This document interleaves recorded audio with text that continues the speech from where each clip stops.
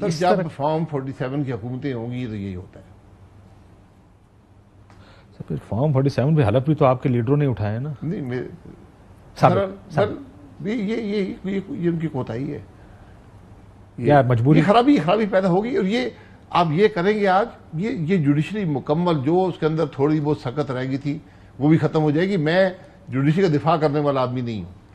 Judiciary ने बड़ी fast गलतियां की हैं, उसके अपने मसाइल हैं। लेकिन ये मतलब नहीं है कि हम निजाम को तबाह कर दें। वो अशखास की गलती है जो जज बन के बैठे थे। तो आप जज बनने के निजाम को दुरुस्त करें, आप चीफ जस्टिस के सिलेक्शन के निजाम को दुरुस्त करें, आप जो उनके इंटरनल मामलात हैं, जो आपने 2-3 कानून भी पास किए हैं, प्रैक्टिस एंड प्रोसीजर्स एक्ट और ये ऐसे है कि नहीं। पहले बताते थे जमहूरियत कर ला रहे हैं, फिर उन्होंने कहा जमहूरियत नहीं चाहिए, एक काम करो चीफ जस्टिस को दूसरा वोट भी दे दो जी।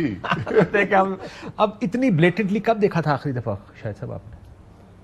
पिछली हुकूमत ने किया हो कुछ इस तरह की कानून? ब्लेटेंटली कभी नहीं हुआ। मैं जो मेरा तजर्बा है, इतना ब्लेटेंटली आपने, मैं आपको आप कितनी दफा मैंने 7-8 दफा तो रहे, मैं 88 4 वो और 3 ये 8 दफा मैंने रहते हो। आपने इस तरह कानून साजी होते देखी कभी?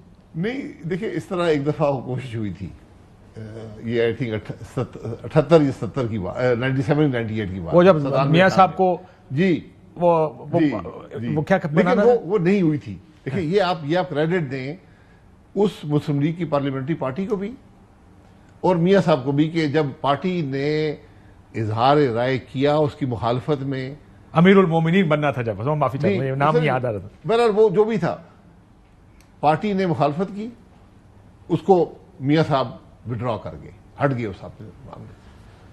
अब आप सोच नहीं सकते, 2/3 अक्सरियत मौजूद थी कमरे में, सेनेट की भी कौमी असेंबली की भी। 17 लोगों ने उस तरमीम के खूबियां और उसकी जो कामयाबी थी उस पर तकरीर की। 17 अफराद ने 17, और पता चला किसी ने तरमीम देखी नहीं है। मुखालफत कितनों ने की थी? मुखालफत जो भी मुखालिफ थे। तो लेकिन जो मुखालफत में बात हुई जब कि भाई हमने तरमीम देखी नहीं है, तो वो मामला दरम भरम हो गया, नई तरमीम आई असेंबली में। अगर जो प्लान्स हैं वो उस तरह एग्जीक्यूट हो जाएं, कॉन्स्टिट्यूशनल कोर्ट बन जाए, बाकी जजों को सिविल जज लगा दिया जाए,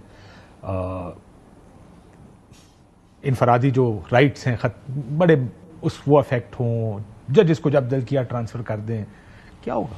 कुछ नहीं होगा, मुल्क ऐसे ही चलेगा या नहीं चलेगा? ऐसे ही चलेगा, तबाही के रास्ते पर जाएगा।